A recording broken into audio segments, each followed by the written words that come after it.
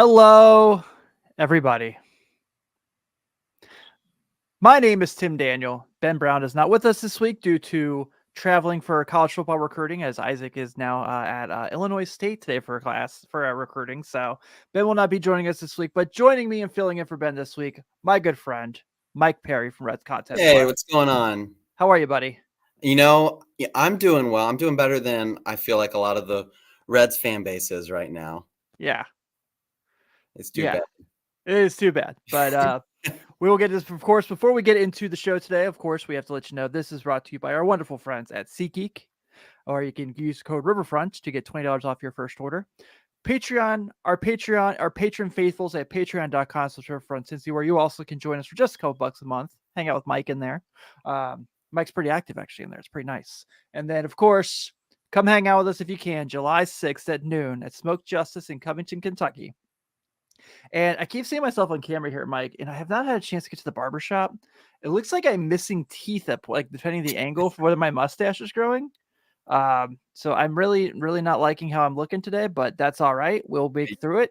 You look great, man. Don't worry about it. Thanks, pal. The chat is active today, so I really appreciate it. We got Bob, we got Sydney, we got Dave, we got Josh, and we're ready to kind of get into it. So, man, we're gonna go and just start with the weekend that was a really frustrating series against the Red Sox.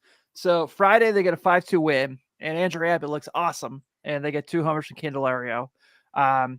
Yesterday they have a 3-1 lead, and which is a very irritating game down the stretch. 2 runners tagged out at the plate.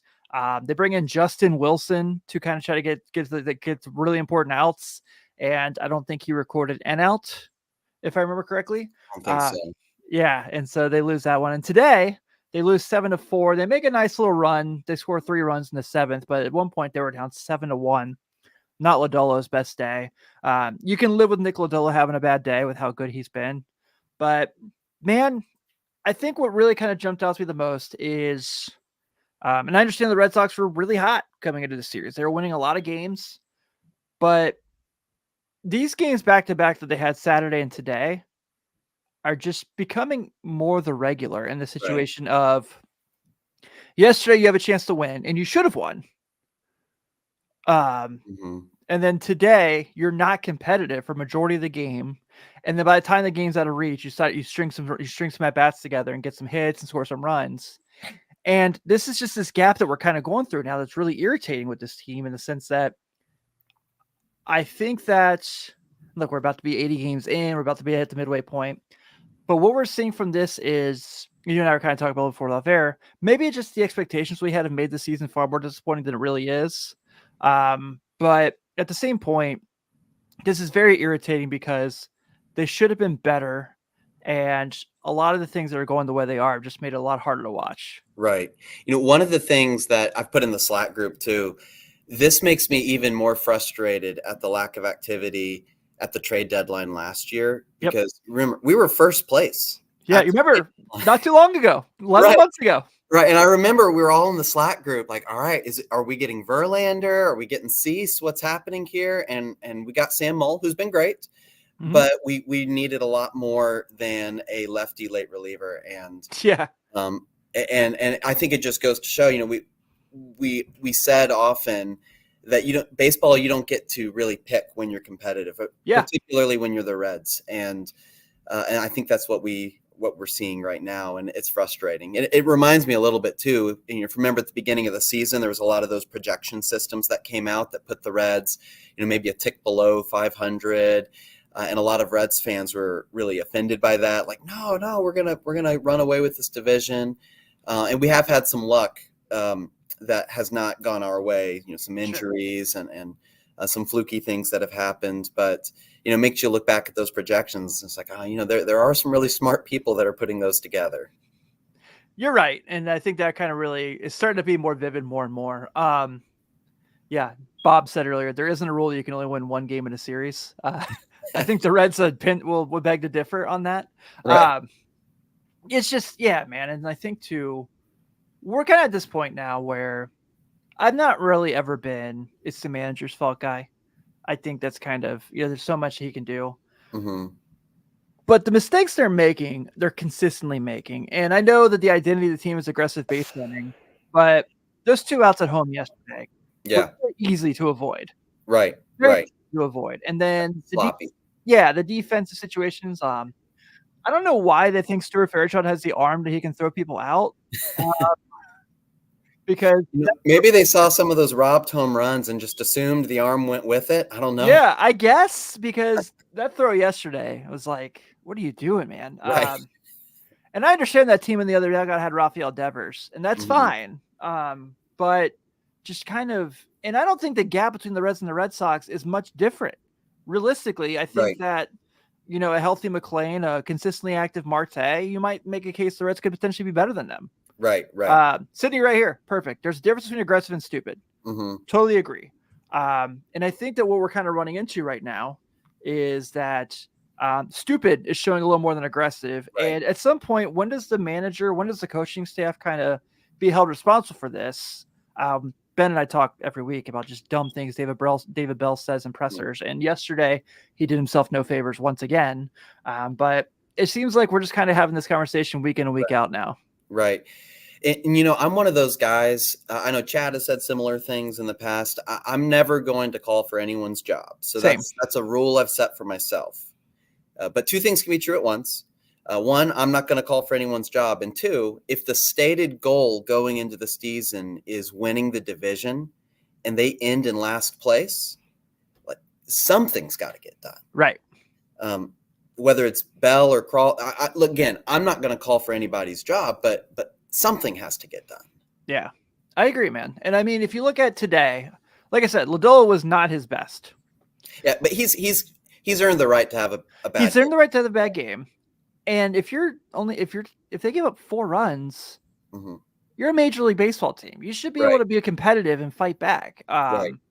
And you don't until the game's over. The scoring on the Stevenson double did not give him an RBI, which once again proves to me RBIs are very stupid and should not matter. Exactly. The fact that he didn't get an RBI for that today is very frustrating. Yeah, like Sidney said, he was also pitching hurt today. Right. I'm never going to be upset at Nick Lodolo. I would have liked if he covered the bag on a ground ball to Candelario at one point, but Josh says, I think Stu was trying to throw to Candy. He should have been trying to throw through him, not to him. Yeah, that's what they teach us in Little League, right? But the starts that Montas had and the start that Lodolo had, not at his best, but still kept you in the game. Right. They have to be able to capitalize on this, and I feel like they never can. And I really thought Brent Suter was pitching worse than he really is for a while. So, I looked up, he gave up the runs today. And I thought it was like, this has been all year. He's been terrible. Realistically, it's not been bad. I think just because I expected him to not give up any homers because he didn't last year with the Rockies, that he wouldn't give up homers here. I was wrong there, but he's still been okay. I mean, he's been okay. Yeah, I think where I'm frustrated is that why is Alex Young in Louisville right now and Justin Wilson's on the big league club?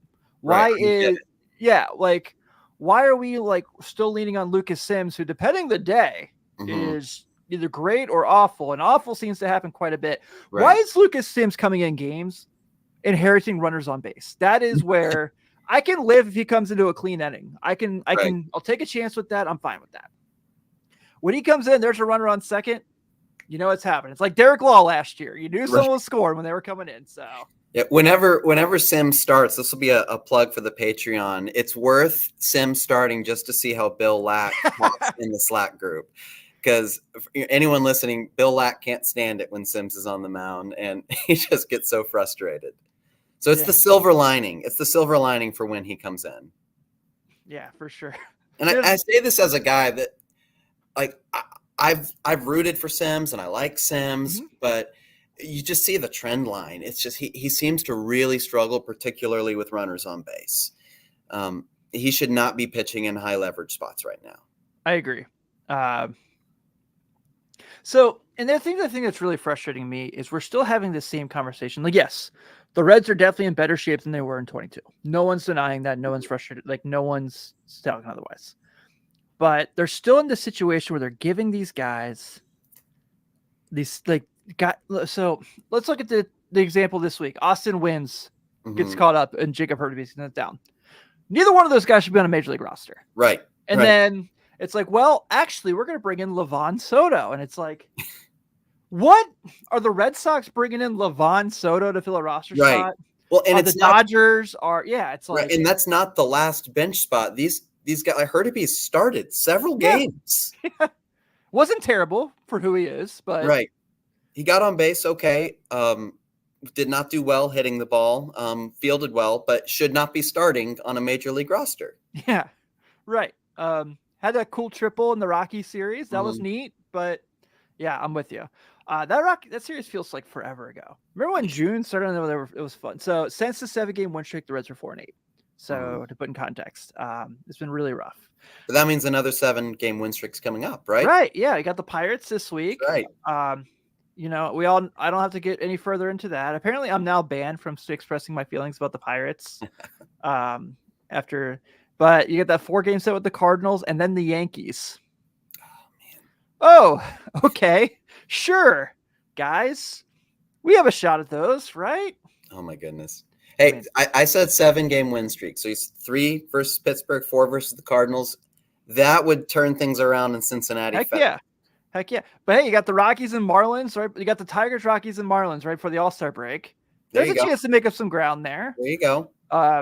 Yeah, man. But I just think that I'm at the point where I think the Reds are getting their dudes that are going to have like be part of the future for at least 5-6 years. You and I talked about before we came on the air.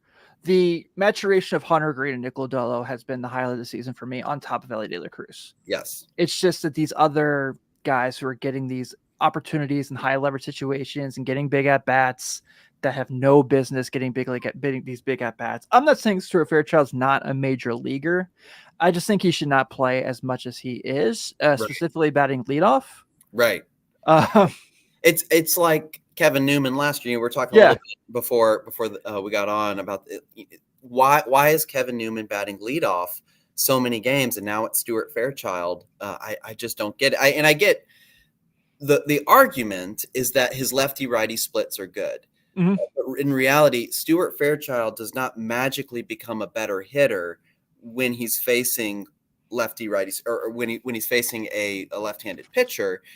It's just that he is a better hitter. He hits them better. And there's a whole lot of other things you need to take into account too, like pitch mix type, and is it curveball versus a slider, the extension of the pitcher, sample size. There's a lot of other data points to take into account, but it's like David Bell only looks at righty lefty matchup and then starts or pinch hits hitters based off of that. Yeah, and I don't know what he thought he was getting out of his ejection today.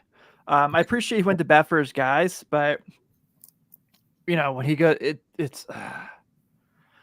I'm not fire David Bell guy, but I'm very disappointed in David Bell. Right.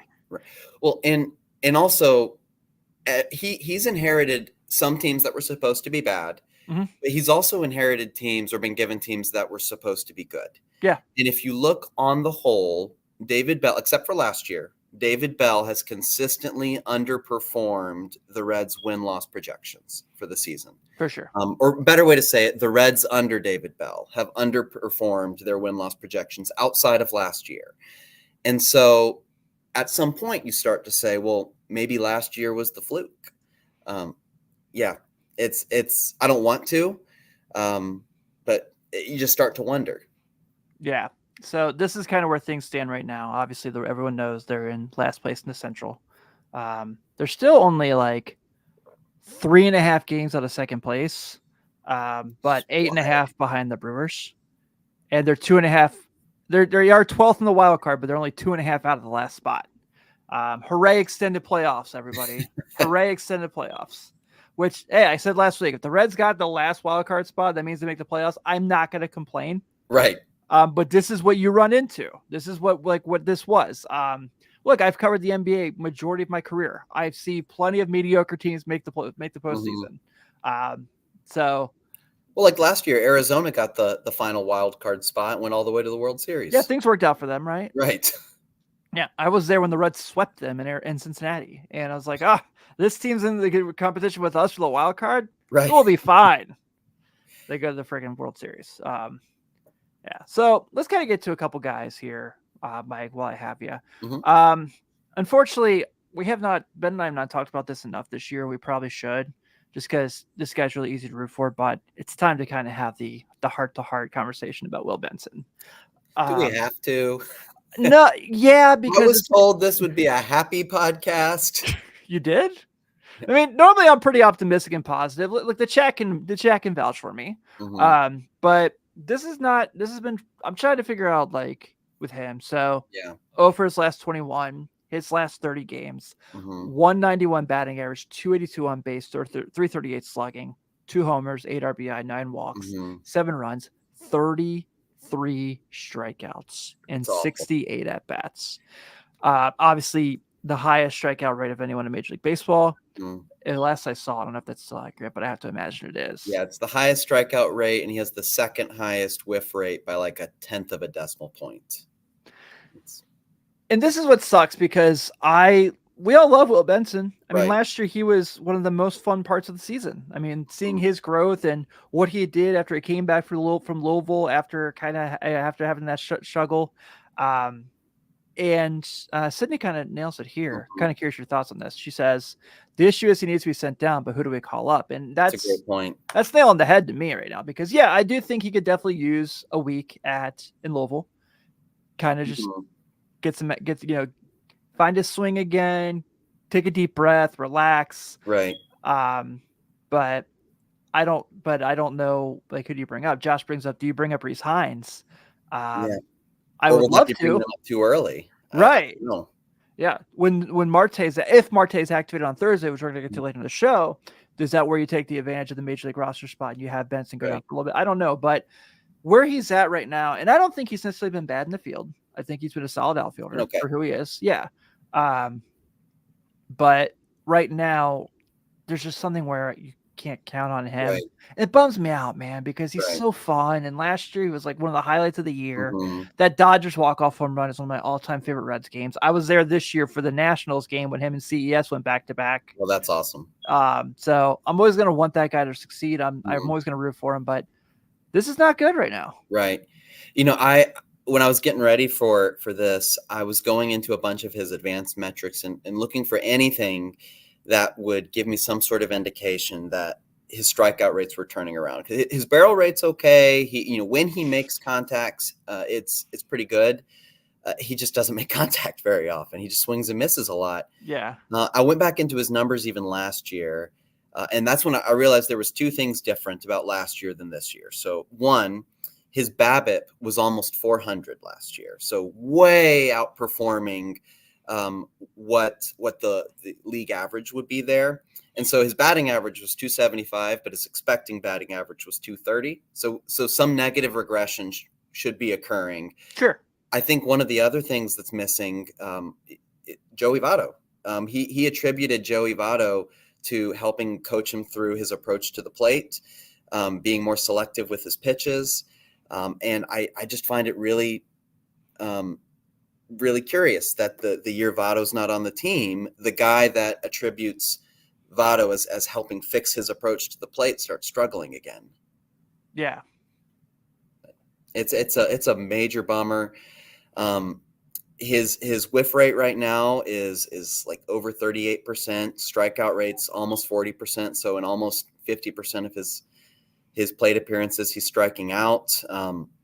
It's really bad on breaking pitches. So 50% of the breaking pitches he's swinging and missing on. It's ugly. There's not really any silver lining to the strikeouts right now.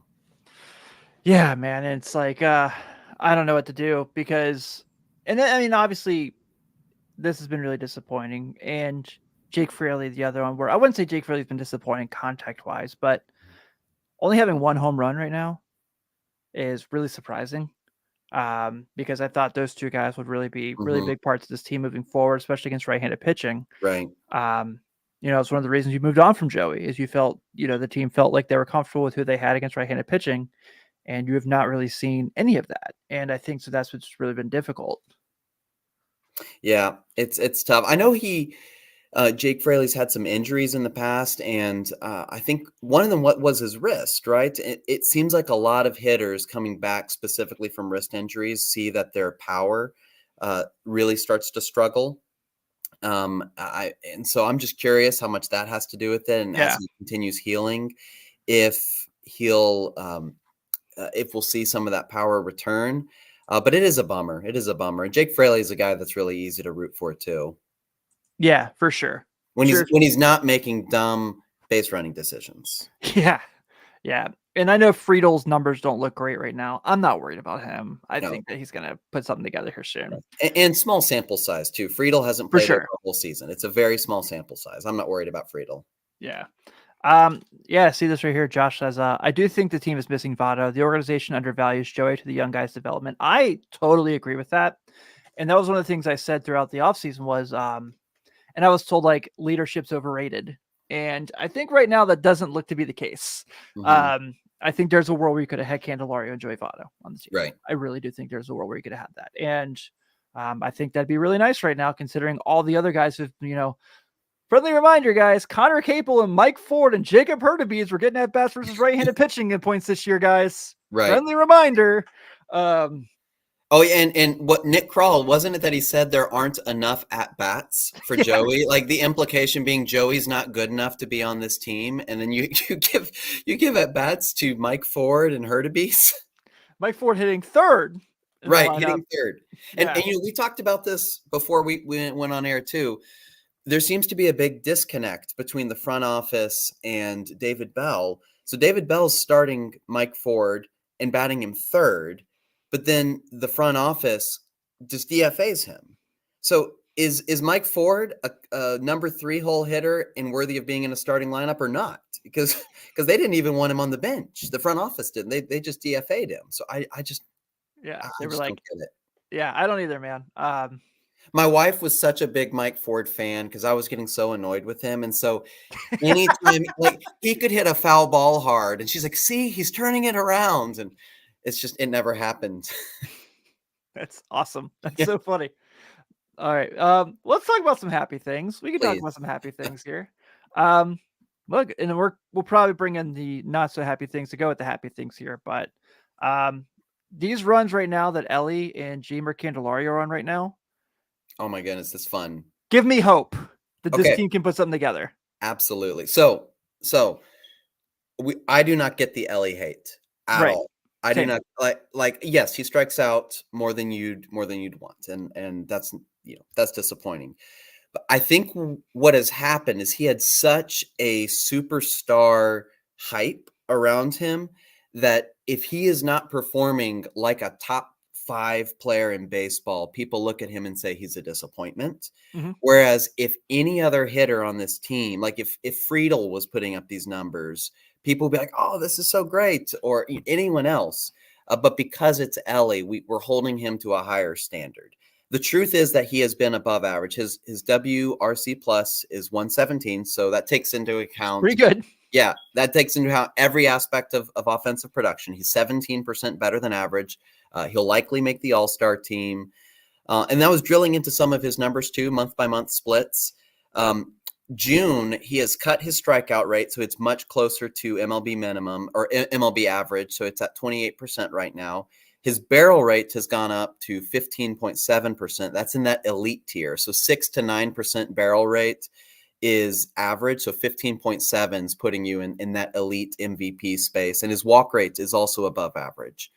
And I should clarify, so major stats nerd, barrel rate for anyone that doesn't know, it's all that is saying, did you hit the ball hard and in the air in such a way that it's like a line drive or likely to be a home run?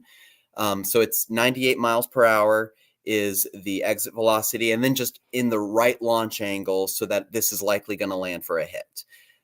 The average slugging percentage of a barreled ball is 1,500. So you want people barreling the ball, and that's what Elly's doing. And when you combine that with his speed, you get that superstar. And so the fact that he's already starting to cut down on his strikeouts is really exciting. Well, it'll be interesting to see in July if the strikeouts go back up. Yeah. But if he really is, if this is real and he's cutting down on his strikeouts, you could see a monster second half from him. Yeah, 872 OPS the last 15 games for Elly De La Cruz. Fantastic. Yeah, you'll take that any day of the week. And then on the other end, talking about Candelario, so his numbers are a little stellier.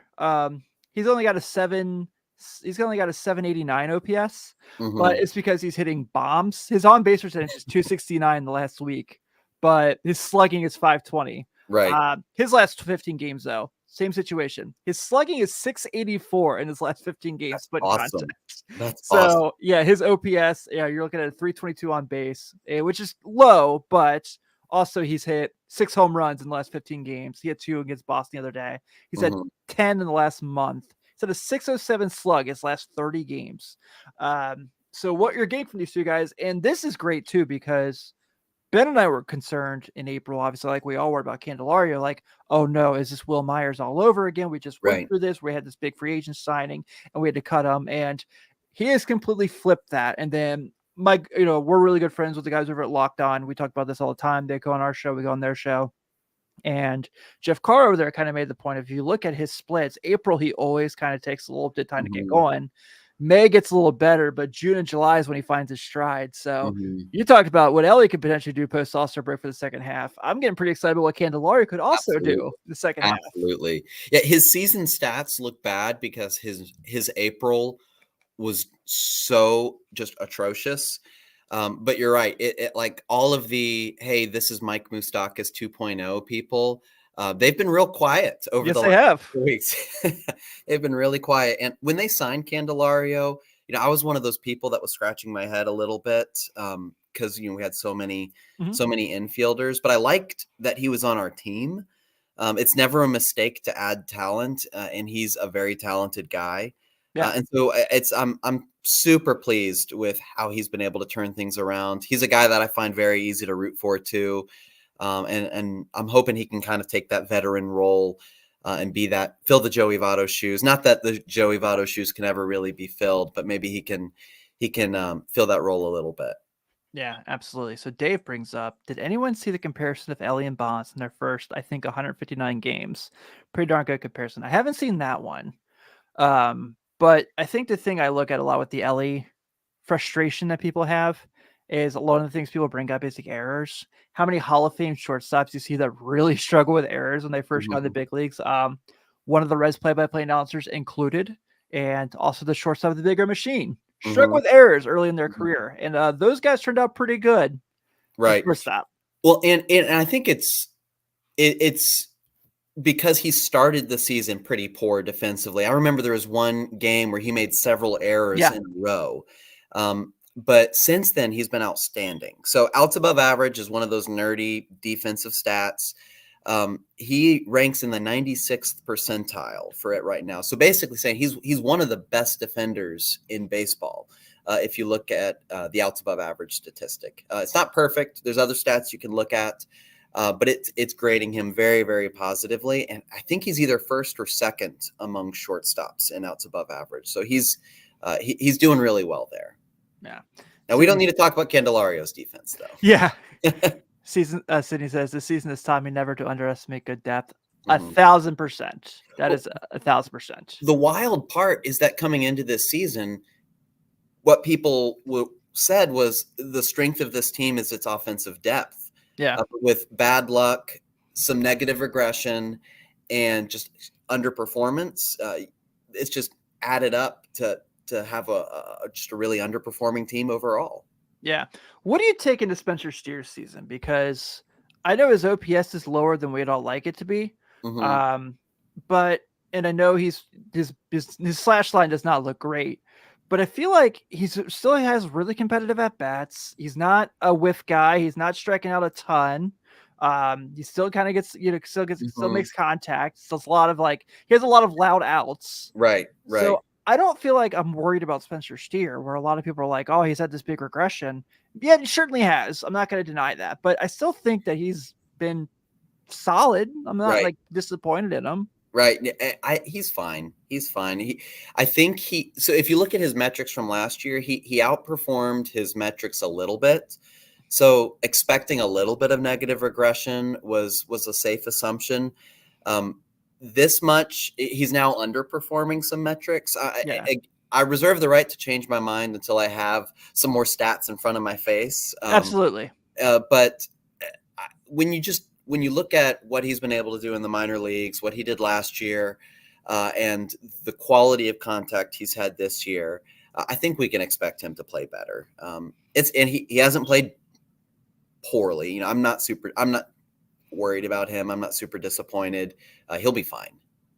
Yeah, I've made the case that I think he should be the everyday first baseman, even if they do get Strand back. I just think that he gives them the best chance over there. And I've had some people tell me don't look at his outs above average, and maybe you disagree with me on this, and I'm definitely willing to listen if you do. I don't think I care about outs above average for a first baseman.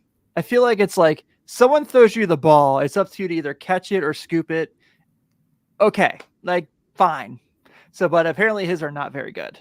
But I've seen him do a lot of really nice athletic things at first base. So that's fine. I'll have to read into that a little bit. I know that there's a lot of WAR calculations too that factor in defense based off of different positions. So like Candelario, last year his WAR was higher because of playing at third base, and his defense was better last year, and his projected WAR was lower if he moves over to first. So I'm curious, Steer, what his optimal spot on the diamond is. I know he's been a second baseman more naturally. Wherever he plays, I'm really happy he's on the team, and I like having that utility guy that you can put in the outfield. You can put at second, you can put at third, you can put at first. It's been great. Yeah, I know I didn't tell you about a lot of those things. Things are just kind of jumping in my head, but I have you here, and I like talking stats with you. I think guys like India have been great for about a month now, and that's been really nice to see. So even this last week, he's at a 890 OPS this last week. Nice. So just kind of seeing what he's brought, considering all the stuff that guy went through. Ben and I talked about a couple weeks ago where it's like we didn't have the conversation of what do you see that he's doing differently. We said the conversation of I'm really happy for him because of all the weird stuff he had to go through this offseason that he's performing has been really nice. Right.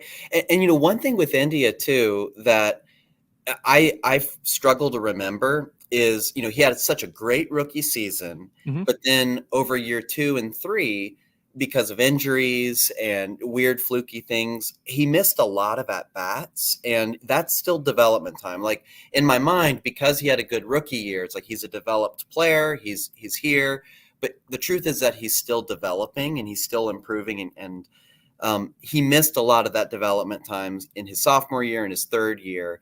And so now we're seeing him have more of an extended stretch of health. And as he's played more, we've seen him improve with the bat. And he's provided a lot of value with his on-base percentage and walk rate. His walk rate, I believe, is in the top 15 in all of baseball. Yeah. He's not chasing much by any means. Right. So, which makes perfect sense why Stuart Fairchild is batting leadoff then. Yeah, absolutely. Yeah. I think Tyler Stevenson's numbers have been kind of fascinating because he's technically slumping, but he's drawing walks. And I love the way he's swinging the bat this year. Man, I'm a big fan of his. Oh yeah, I love Tyler Stevenson. He's great. He's easy to root for too. And when there's catchers, I give them a little bit more slack with their hitting. It's most of the time catchers don't hit very well. The fact that Stevenson profiles as a catcher that can perform at an above average level with the bat, even if he's just average or even a little bit below, as a catcher, that's still really good. So I give him a little bit more slack. Yeah, I did too. Dave, actually, the thing he mentioned earlier, he did send this to me in the Slack chat. So I wanted to make sure I went over it real quick. Got to give credit to Reds Daily for the graphic. So Elly at age 22, Barry Bonds at age 22 through 121 games played. Elly has 114 hits, 20 homers, 48 stolen bases, 204 total bases, 519 plate appearances, and a 767 OPS. Pretty great. Barry Bonds at that time, 97 homers, 97 hits, 97 homers sounds realistic for Barry Bonds, don't be wrong. 16 hits, 38 stolen bases, 179 total bases, 525 player appearances, a 728 OPS. I'm sure we could go down the list of like Ronald Acuna had his ups and downs early in his career compared to Elly and so on and so forth, but that should make you feel pretty good about where he's at. Absolutely. Yeah. And what you're saying is Elly is going to become the all-time home run leader. That's what I'm hearing. You're naturally making that claim now. Yeah, he's going to do it naturally. Is at that naturally? So, there you go. And stolen base leader. Yep. He is Ricky Henderson, Barry Bonds, and from the left side of the plate, Ken Griffey Jr. From the right side of the plate, Ricky Henderson. There we go. All in one, guys. There we go. You heard it here. Yeah. Dude, I think the thing with him too that I think, and we talked about earlier, kind of circle around before we move to the next segment. I think people have gotten burned from the Billy Hamiltons and the Nick Senzels and all these top prospects who came up here and really struggled. I think that people kind of put him in that same group. Mm-hmm. And I think that's kind of insane because, and look, Nick Senzel, we talk about this all the time, through the minors was awesome. This is not like we had this like false hope that like maybe he'll be good.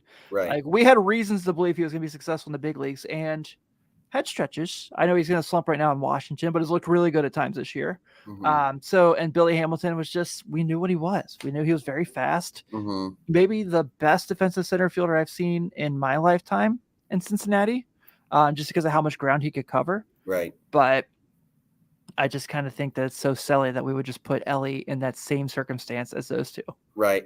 And between last year, Elly got called up halfway through the year. So between last year and where we are now, he's played basically a full season of baseball. And I don't have the stats in front of me right now. So I should have looked that up beforehand. So sorry, but I forget what it is exactly, but it's something like 20 home runs, 40 to 50 stolen bases, with a weighted runs created plus of like 98. And so if he was called up at the beginning of the season last year and put up those numbers, we would all be like, oh my gosh, this guy is going to be amazing. But I think it's because he's been a little streaky and some of his down months have been really down months. Yeah. That there's this narrative around him that it's like, okay, he's, I don't know if this is going to work out. He strikes out too much. The reality is he is right now already an above average player, and he's only going to get better. Yeah. Josh brought to say the conversation of, I would love to see Elly move to center. I think he'd be an absolute stud of a center fielder. Can you imagine the ground he would cover? Nobody would be able to get extra bases on that arm. I agree. I certainly think that if you think about it, yeah, like it'd be hard to think he would fail there. I think for the sake of his shoulder for his career, I think he's probably in the right spot. But if there was like something where we go into spring training 2026 and the conversation is we're going to try Elly out of center field, we don't know if we have a better option. I'm not going to be mad about it. Right. I'm curious, when McLean comes back and Marte is back, moving Elly to center field could be an interesting choice. He plays such a slick shortstop. There's that proverb, don't fix perfection. It's like he plays such a slick shortstop. So I would feel weird moving him just because he plays shortstop so well. But you're right, with his speed and his arm, would he be even better in center field? And that would be really fun to watch. Would it be Billy Hamilton, but a Billy Hamilton that could also hit? That would be cool. Yeah, because the conversation you often hear with Elly, as far as a comp for what Reds fans resemble, is Eric Davis. And you and I are pretty young. So our Eric Davis was not the Eric Davis that people grew up and loved. But of course, we've seen the highlights. We've looked at things. I have an Eric Davis jersey for a reason.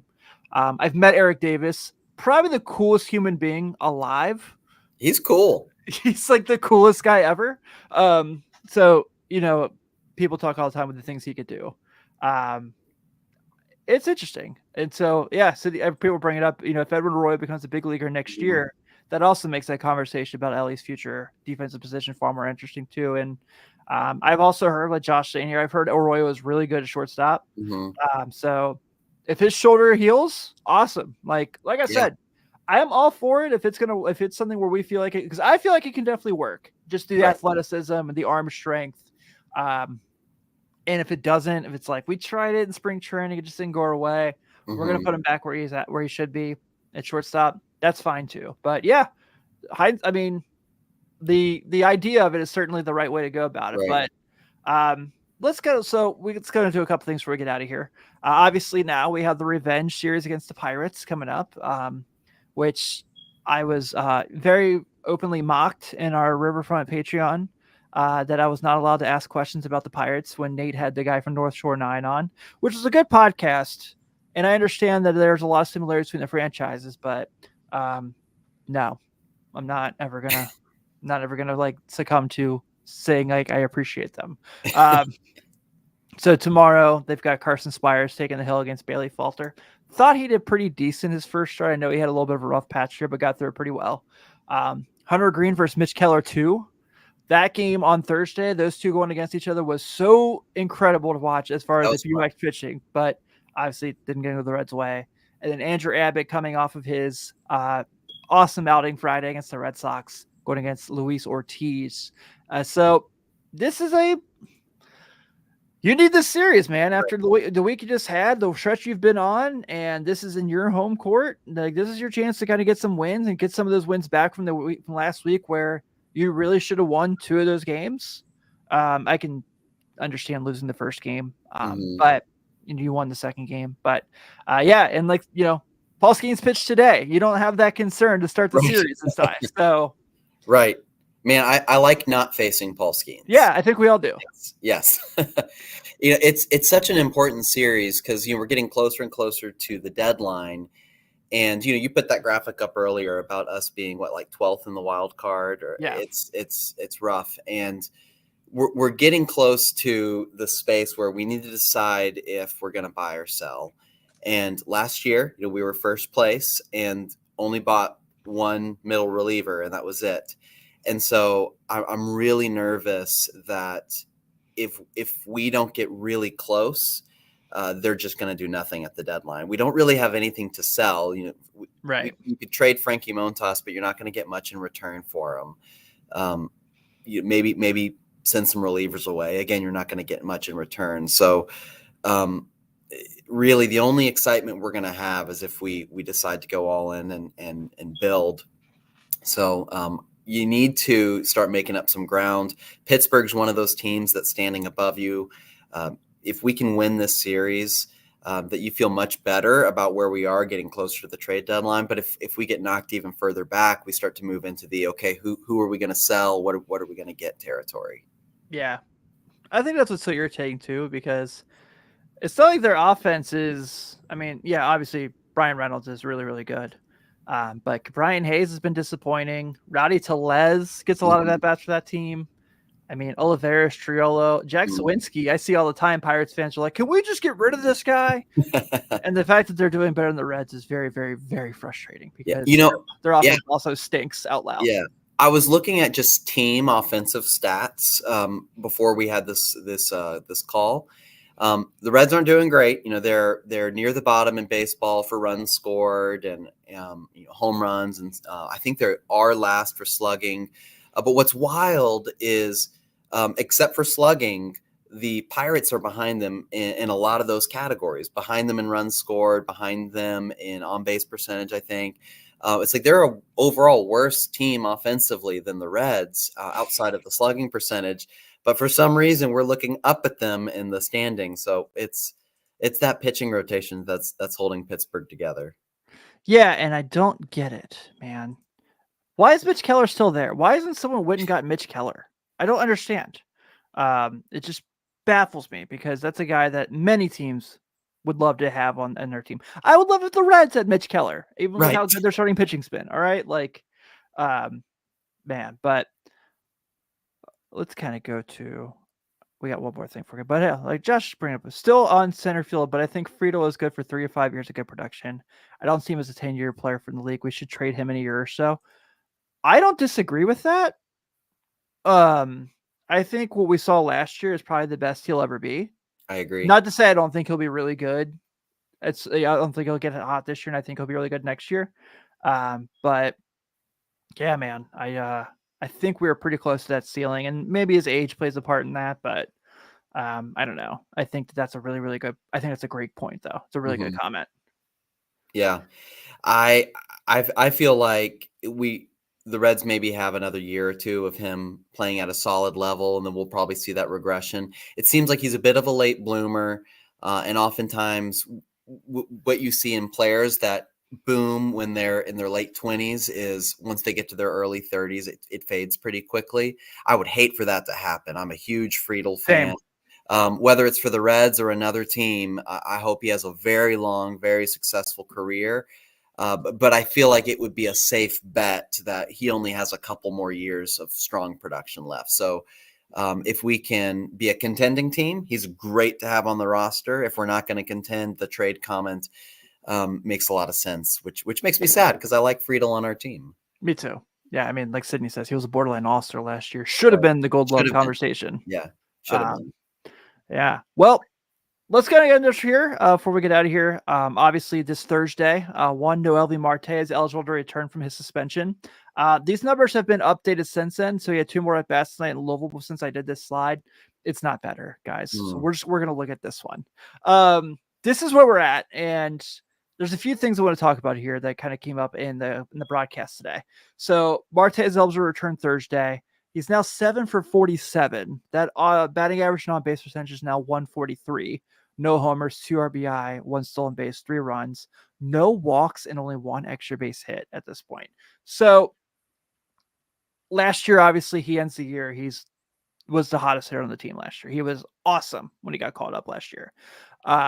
This year, off to a slow start. Obviously, a lot goes into that. You can kind of make the case probably this is his spring training right now, realistically, as he tries to get going. But I'm not really worried about this. I think he's just kind of getting his at-bats in. But today in the conversation that came to the broadcast, and David Bell's talked about this, where it's like you could see him play at third, you could see him play second. He could spot Elly a couple days if Elly needs a day off. Right now, Elly should not even think about having a day off. All right.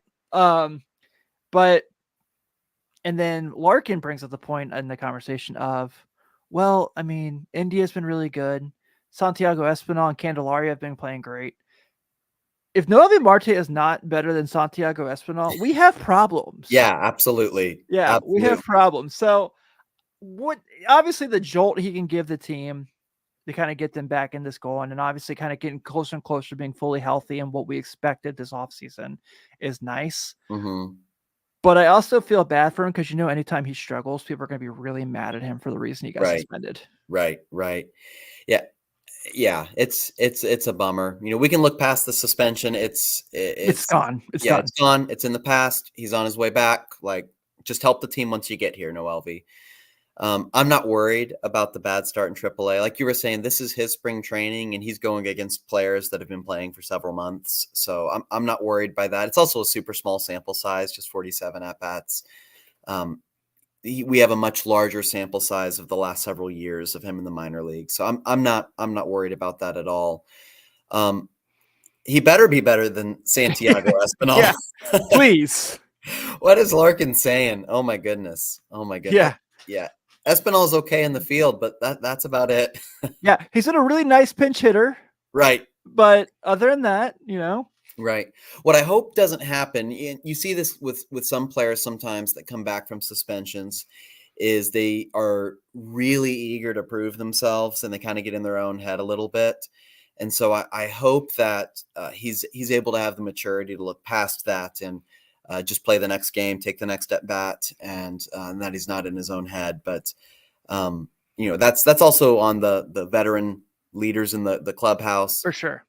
Which we are missing our Joey Votto for that, and David Bell. So we'll see what happens. I'm not worried about him right now. Even if he starts off slow, I'm not that worried about him. Oh man, I'm such a big fan of his, and so of course I was disappointed, but the dude's so talented. And, right. What the fact that they got him in that trade? Don't be wrong. I still very much miss Luis Castillo and love to have him. Luis Castillo is like my baseball man crush, and so when we traded him, it was like, Noelvi Marte, you have to fill these shoes. Yeah. I'm gonna have my heart broken, man. So maybe it's some of that bias is coloring the way I see Noelvi Marte. But no, I think he'll be okay. Yeah, I did too, man. I'm excited to have him back, see what he can kind of help with the team moving forward. Josh kind of said, kind of piggybacking, it gets to spring training, but with pitching in midseason form, may take him a little bit. Yeah, absolutely. So all that as well. And then Joey Votto this week started playing some minor league games for the Blue Jays. I hope he has a great year. I hope he plays so well that Reds fans can make fun of Krall for a long time for his statement of Joey cannot get at bats here. Yeah. Yeah. Oh, Cindy brings this up. This is kind of low key huge thing. Did you see this? David Bednar's going to the IL. I did see that. Yeah. I did see that. I mean, you hate to see people get hurt, but if someone's going to get hurt, it might as well be someone you're having to play against. Yeah. I just want to make sure I point this out because last week's episode, Ben and I had the lengthy conversation about the wonderful restaurant and establishment known as Sheets, who was also sending us t-shirts, by the way, because of that. So thank you to Sheets. Nice. They're now officially the jersey sponsor of the Pirates. And since the Pirates have added Sheets to their uniform, they have been losing. So I was not in cahoots when all this came together, but I'm not sad about it either. There you go. There you go. I can move past Sheets putting their dirty logo on a shitty uniform. I can move past that. There you go. So, yeah, those macaroni and cheese bites will still fill my stomach and joy. So, fantastic. Yeah. Well, Mike, thanks for filling in today, man. I really loved having you on a couple times now. What do we have coming up at Reds Content Plus? Anything anybody should know about? We're continuously updating the site. Myself, Steve, Matt, Kyle, the other writers. What I love about that site is it takes such an analytical approach to the game. So just keep checking out that site. We post new stuff pretty regularly. Yeah, Matt's a good dude. He's been on here a couple times. Oh, yeah. I like him a lot. So yeah, perfect. Well, everyone, make sure you're checking out Reds Content Plus, as well as us here at the Riverfront, where you can check us out 3 times a week as far as the Reds podcast side of things. Myself here at Late Night Reds with Ben, the Riverfront Red Show with Nate, Chad, and their hooligans of co-hosts that they have bringing on, like the Bill Lax and the world, and then of course Red Lake Roundtable with Seth Shaner, who is the professional one of all of us, obviously. Check out Welcome to the Jungle with Joe and Parker. I think they have a show this week. I don't know. And then, of course, over at the Riverfront, you check all of our college stuff and NBA Happy Hour, where me, Sean, and Parker have some bourbons and talk about hoops. It's a fun place to be. So, of course, again, this is not possible with any of our lovely friends at patreon.com/Riverfront-Cincy. Thank you all for everything you do for us. And, of course, if you are going to be in town July 6th, please come hang out with us at Smoke Justice. We would absolutely love to have you. And we'll have a really good time. So on behalf of Mike Perry, this is Tim Daniel. Everyone have a good week night, and we'll see you next week.